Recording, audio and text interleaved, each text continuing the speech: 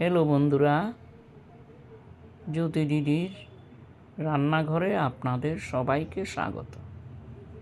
আমি একটি লোকগীতি গাইব।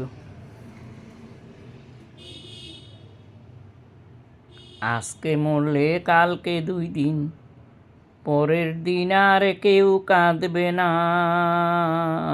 আজকে মরলে কালকে 2 দিন, পরের দিন আর কেউ কাঁদবে না।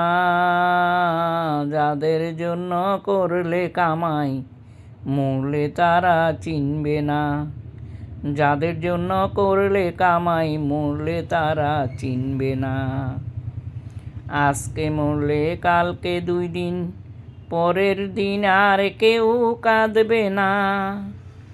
যাদের জন্য করলে কামাই, মরলে তারা চিনবে না।